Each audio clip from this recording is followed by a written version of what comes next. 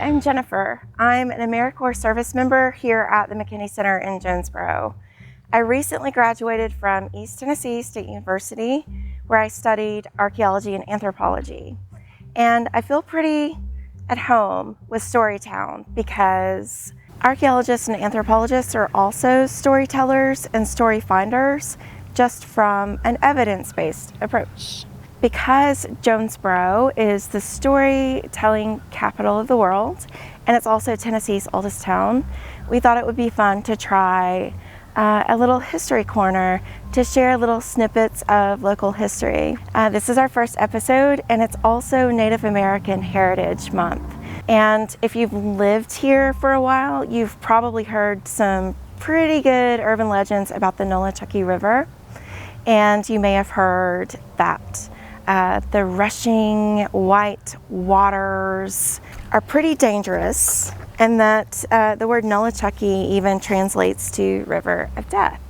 Well, it is true that Nolichucky is derived from a Cherokee or Talage word, but Nolichucky is actually an adulteration of Nana Tluguyi, which means spruce tree place.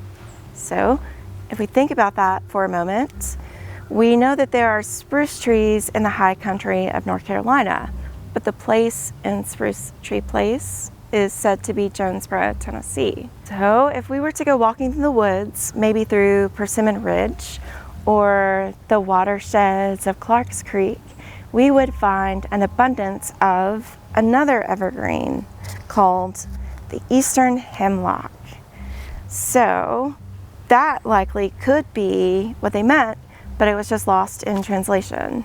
We do know that indigenous peoples lived in concentrations along the Nolichucky River Valley, and only 3 of those sites have been excavated archaeologically, and it was done by ETSU students. We know that those town sites belong to the Cherokee, and that the Cherokee were here in the 15th and 16th centuries. We also know that people were here long before then. Archaeological evidence from the 1970s indicates that the first people who laid eyes on Jonesborough were actually Paleo-Indians, and that was probably about 10,000 years ago. Their successors came through about 8,000 years ago and actually lived here. And even though we haven't found their town sites or house ruins, we found enough archaeological evidence to indicate that they were here for longer and in greater numbers. There are sites that are dated later through the woodland and Mississippian cultures. And cultural materials from those times indicate the people who lived here were very innovative and civilized. We found agricultural tools, vessels for storage, vessels that have been decorated just for the sake of aesthetics. We found indications of sophisticated social structures and meaningful cosmological relationships. As for who those people were, we aren't sure because those artifacts are homogeneous, meaning we can't attribute them to specific nations.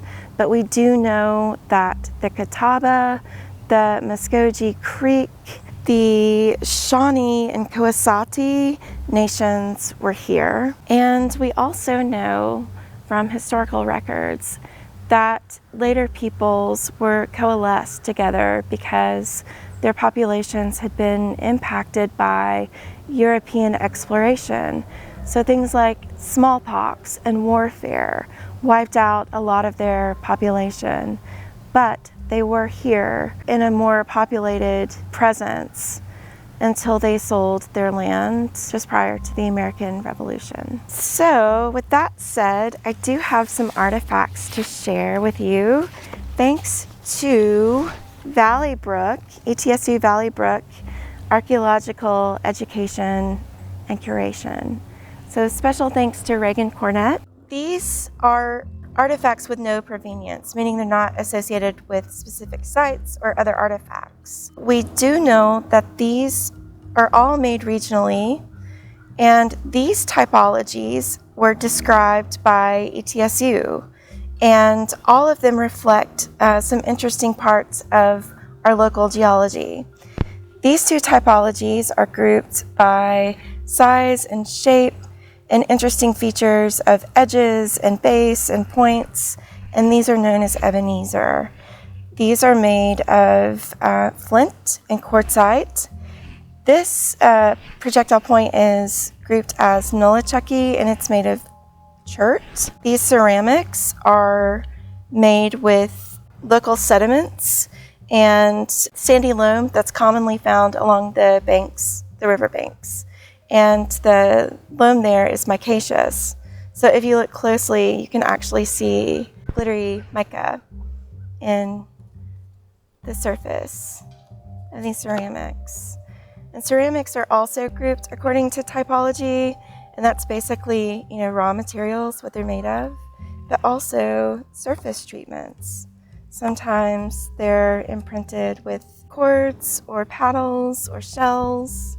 I just want to tell you guys, if you were to find any artifacts, they're protected by law, and also just out of respect for indigenous cultures, we, unless we're researching with permits and permission, we should leave them where we found them.